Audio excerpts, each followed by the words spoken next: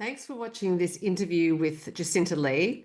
If you would like to subscribe to the Sunbelt Country Music channel, that'd be great. It helps these artists find a bigger audience, and I think they deserve it. Enjoy the interview. Jacynta'lee is a country pop artist from Far North Queensland who released her debut single in 2021, and she has released several songs since. Her latest single is That's All Right, and I'm very pleased to meet her. Hi, Jacinta. Hello, how are you? I'm great, thank you. And as soon as I saw you pop up on screen, I noticed what you were wearing. Now, it does have a backstory. So you have just returned from somewhere. Please tell us about it. Absolutely. So I was super lucky to attend the Stagecoach Country Music Festival in California back in April. And this beautiful jacket is from Boot Barn in California. I seen it. I couldn't let it go. I thought it was absolutely stunning and very quirky, a bit like myself. And Stagecoach was absolutely incredible. The lineup of international artists. Being an Australian over there, you're already kind of treated like royalty because everyone says, oh, you've traveled such a long way to be here. Let them to the front, and we're like, yeah, cool, thanks. Yeah. But the lineup was just incredible. We had Zach Bryan the Friday night. Saturday night was Jelly Roll, and the guest artists that jump up are just on a whole nother caliber. And then Sunday night we had Luke Combs and Garth Brooks jumped up on stage with Right. absolutely no warning. I almost fell over. Right. As you would. Yeah, it was incredible. It's probably the least expected cameo artist, actually, but or maybe it's not. I don't know. I don't know the history. I don't know if they know each other. So there you go.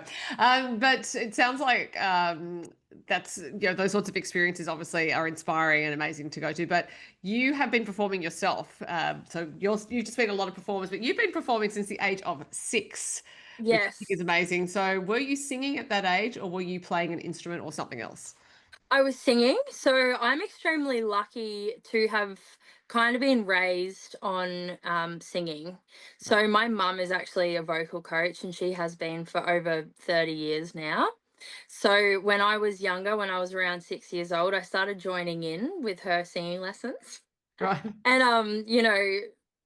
I really respect her because at that age you don't know if I'm just an annoying kid who, is just wants to hang out with mum, or if I was actually going to take it to the next level. And she entered a competition herself. So she was in the adult section of a talent quest. I think it was the Arana Country Music Festival down near Dubbo. Right. And she said, "Oh, Jacinta, would you like to enter this?" And I was like, "Absolutely, I would." So entered it, and I wouldn't have said it like that. I was 6, but I entered the competition, and I came third in my section. Right. So that just ignited this fire in me where I was like, "Oh my god, I got a trophy! This is the coolest thing ever!" And yeah, I've chased the dream ever since. I didn't start playing an instrument until I was about 12, and I realized that if I wanted to start writing my own stuff, Mhm. there was no one in my family that played an instrument solidly. My mum dabbles very much in piano, but Mhm. trying to come up with new melodies and stuff, I thought, I'm gonna have to take this on myself. So I did, and taught myself guitar from YouTube at 12. Right.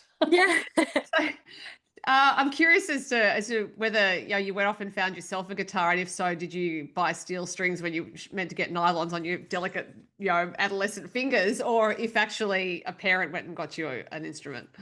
So it's funny you ask because I cannot remember how we acquired this nylon string guitar, but we just acquired a nylon string. I remember it had a few signatures on it from a few artists that I was familiar with when I was 6. I can't particularly remember who they were now because we have passed that guitar down through our family generations. All right.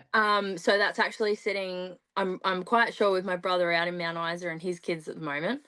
But Okay. yeah, it had some signatures on it of people that I aspired to be, I guess. And I picked up a nylon string first, but it wasn't long until I wanted what I thought was a big girl guitar.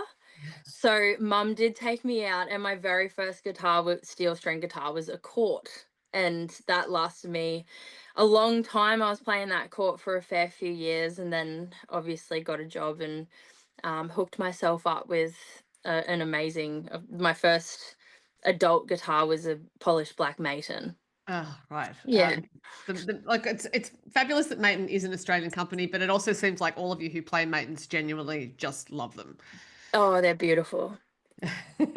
So, from what you just told me about your mum, because she's a vocal coach, now when you expressed interest in singing, it could have gone another way. She could have become the mummager from hell, and Yes, but it sounds like she was almost just holding back, waiting to see, not pushing you in a bad way. It sounds like she might have encouraged you, but not pushed you too hard. absolutely. Yeah. Yeah. Yeah, no, she was great. Through my teen years, sometimes you get that attitude, and she'd try and help me. She could hear I was struggling with a note, with a new song I was learning, and she'd come in and be like, "Darl, just think of the back of your head or pronounce the vowel instead of the consonants." And in your teen years, I was, "Mum, get out! Like I can do this." But when I was younger, and since I turned into an adult, I can honestly say it is the most helpful, beautiful thing.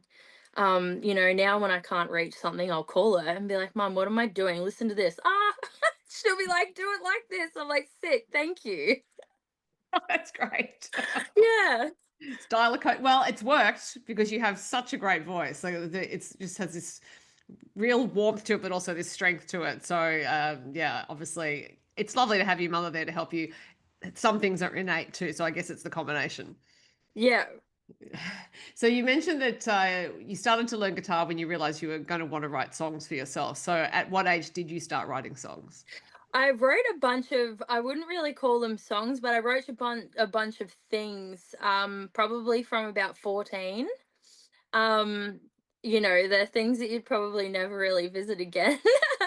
But it wasn't until I was 18 that I wrote the first song that I was proud enough to sing in public. Hmm. That was a pretty big step for me because I feel like that's a really vulnerable part of growing as a musician and a songwriter, is letting people outside your family hear them.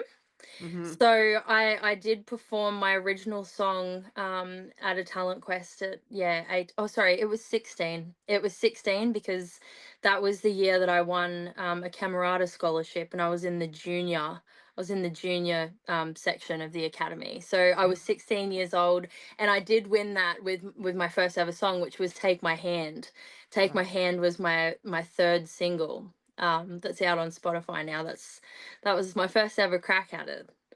I actually have a question about that song, but I will stay with the Academy line there. So Camerata is now the Junior Academy of Country Music, and I knew you'd been awarded a scholarship, but didn't know how.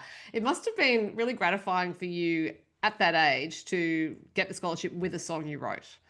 It was absolutely incredible. So I actually did end up with that scholarship kind of by default. So originally the scholarship did go to a really good friend of mine named Nathan Lamont. And I've I interviewed Nathan quite a few times. Yeah. I absolutely adore that guy, and we did Camerata together, and we did know each other prior to Camerata. We were, little besties through the Talent Quest circuit. It did originally, it was awarded to him, but the issue was he had already been awarded a scholarship.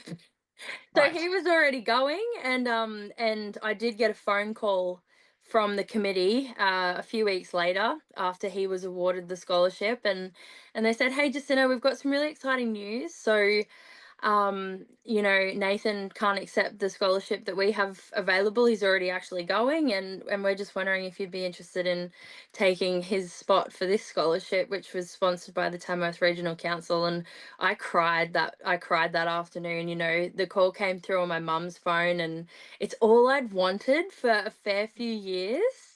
And just to know that I was going and it was a scholarship, I was like, oh my goodness, like this is an absolute dream come true. But exactly like you said, that coming off the back of my original song still Mhm. was mind blowing and very encouraging.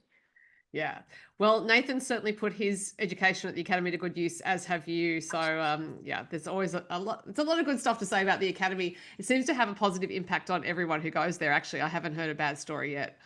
Absolutely. Yeah, and I'm still great friends with a big bunch of them today. One of the guys I went to academy with, it's actually his birthday today, so I wish him a happy birthday. And you just make such meaningful connections, I think, just being surrounded by music for 10 days, 2 weeks with people that are aspiring to do what you're doing Mhm. at such a impressionable age.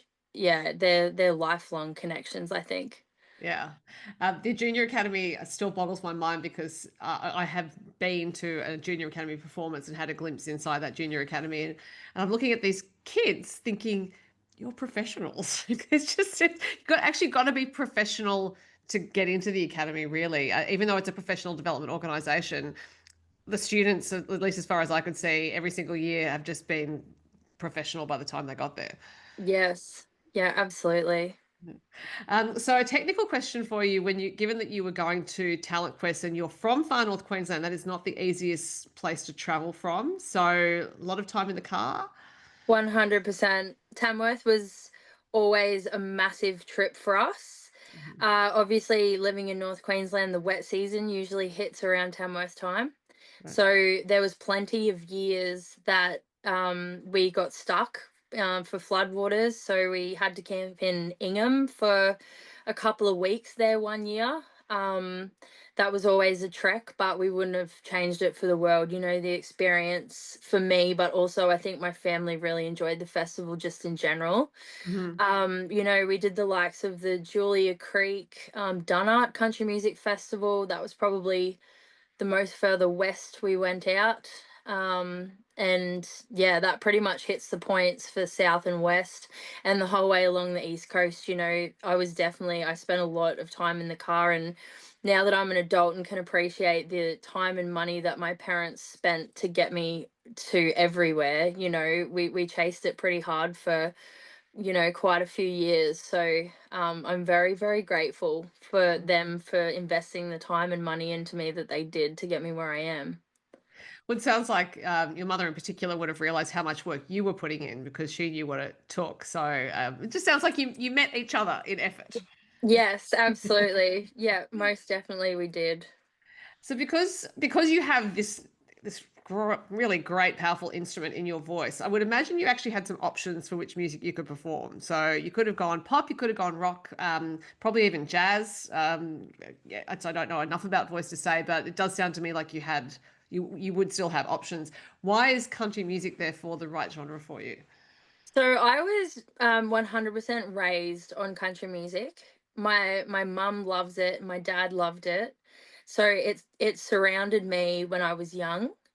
I began falling in love with it for the stories. So, like I distinctly remember being in the car with my dad, and he was born in California.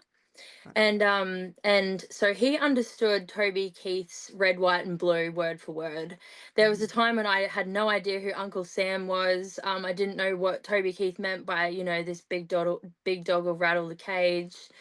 I'd only seen the Statue of Liberty in movies and stuff. So when my parents would sit down and dissect the story for me, Mhm. I ended up just falling in love with it. And I've also ended up falling in love with songwriting because of that.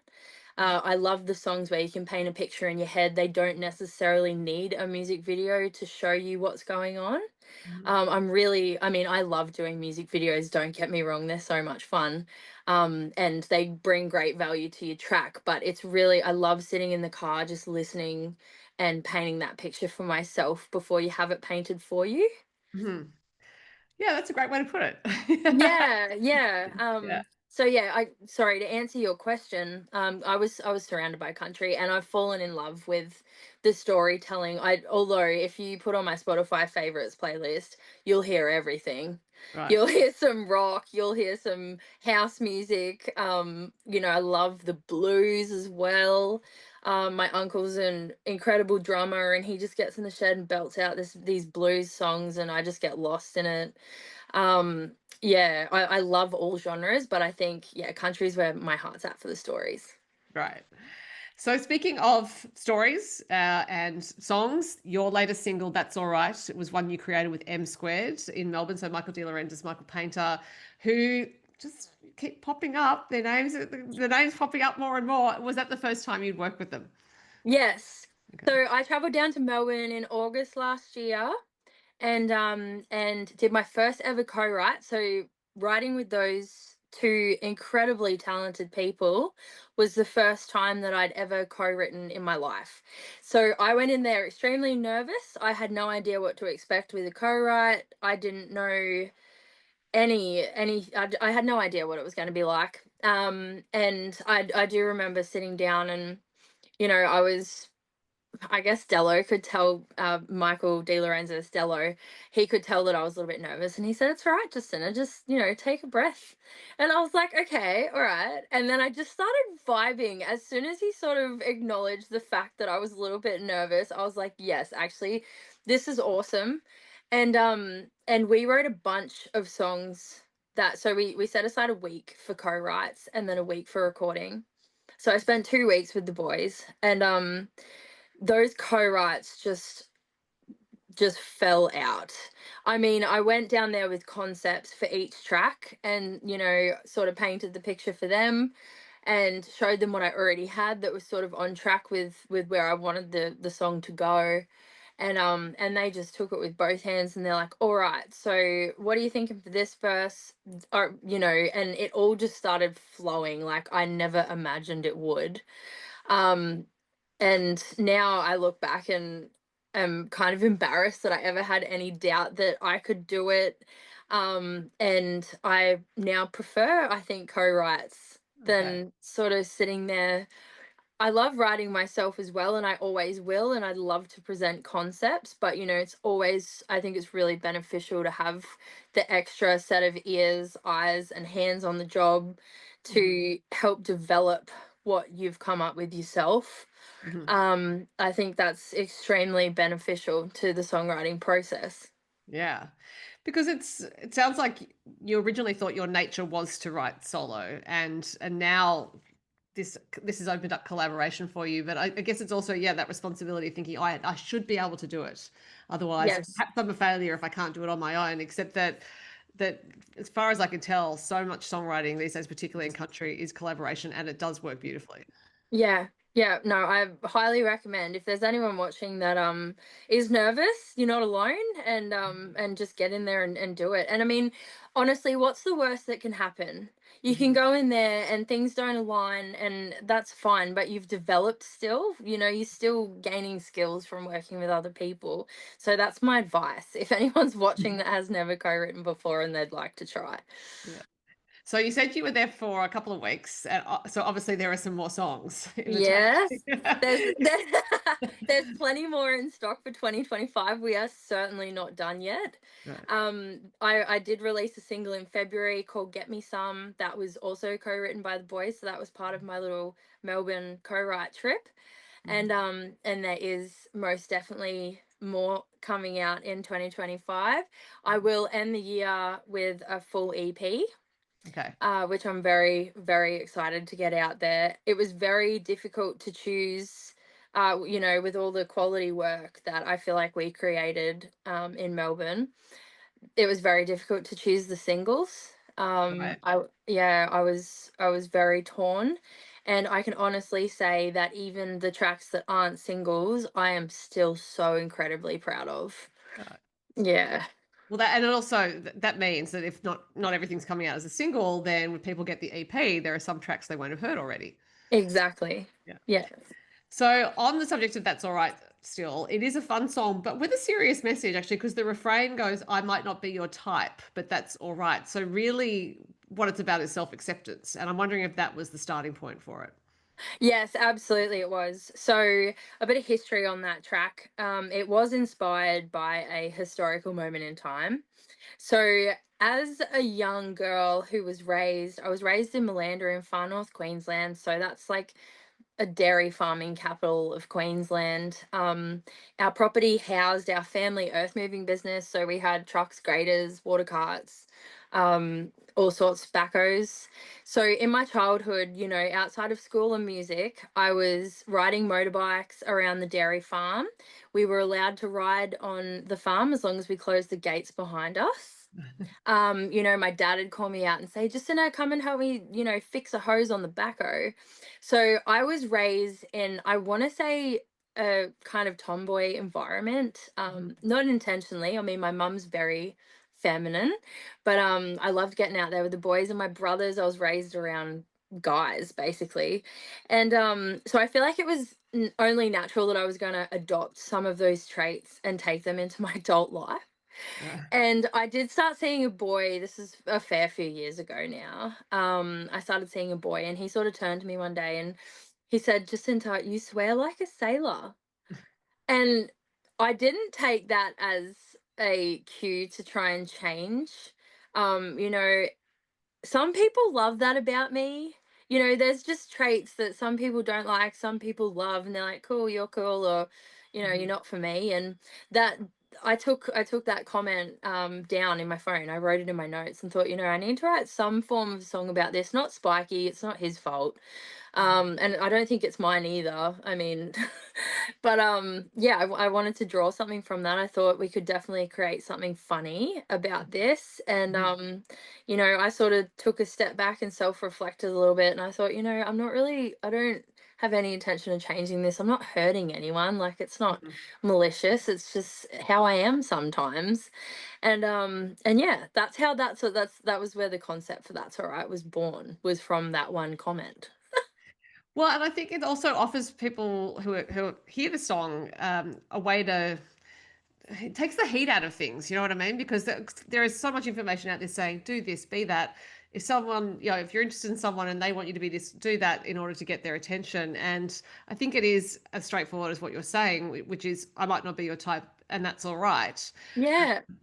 But never often said that simply. So I think you're giving people a line to use for themselves to Yes. make things all right. Absolutely. And I mean that line is so relatable in so many different situations. There's millions, billions of people in the world, and not everyone you come across is gonna settle with how you are, I guess. So yeah, I hope others can relate to it too and get a bit of a laugh out of where the concept was born. Yeah. Yes, it's very good backstory. Now, you mentioned Take My Hand earlier, and your other singles are quite up tempo, and Take My Hand is a bit more reflective. So I'm wondering what the inspiration was for that.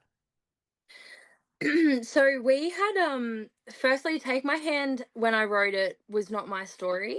It Mhm. was somebody else's story that I was writing about.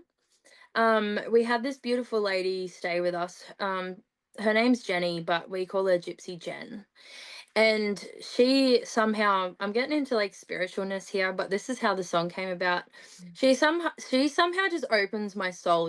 She's always been so supportive, and very in tune with me and my career in a non-pushy way. She's just a beautiful human who's always been there for me and wants to see me do well.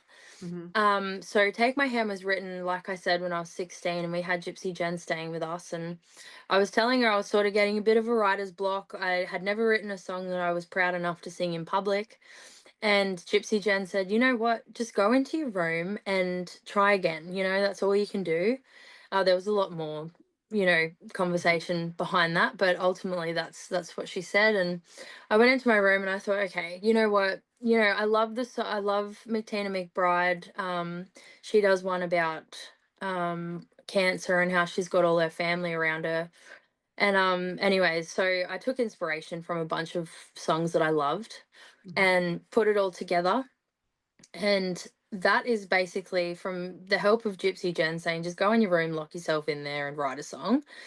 I already kind of had a melody that I liked on the guitar. So I said, yep, I'm going to use this one. Um, and inspiration from other tracks, but also a story that I knew of that wasn't mine at the time. I sort of grabbed all of that and put it in to Take My Hand. Unfortunately, after I wrote that song, I did get a lot of people coming up to me saying, "Oh, is your mum okay?" Because I do talk about the mother getting cancer in the song. Yes, my mother is absolutely fine, thank the Lord. However, it was only a few years later that my dad ended up getting cancer. Ah. So it it wasn't my story at the time, but fast forward to after the track was written, that song's become very, very difficult to sing.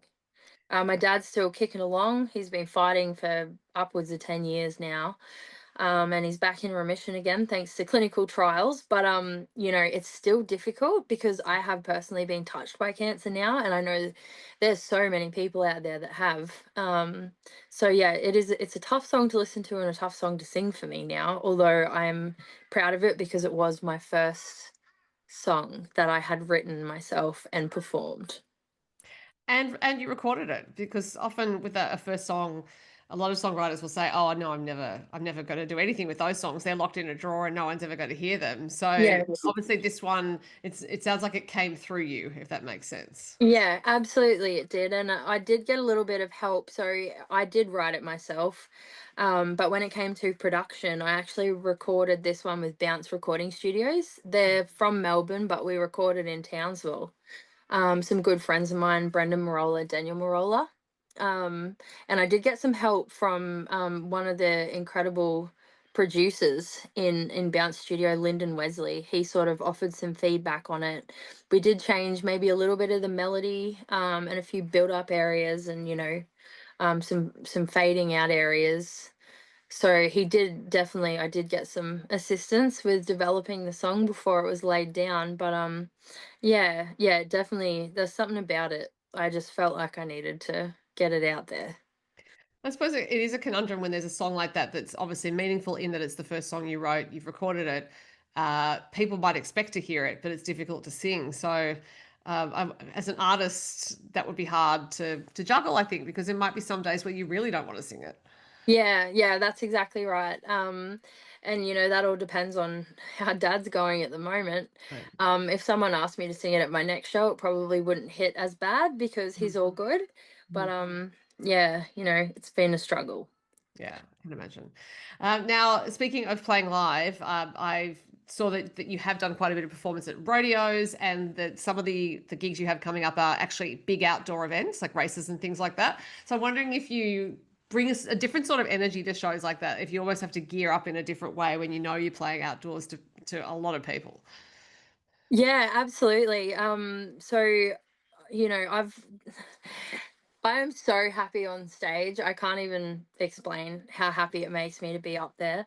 I've been extremely lucky to do some incredible events. Last year, one of my highlights was probably the Mareeba Rodeo, so that's a really big deal up in North Queensland.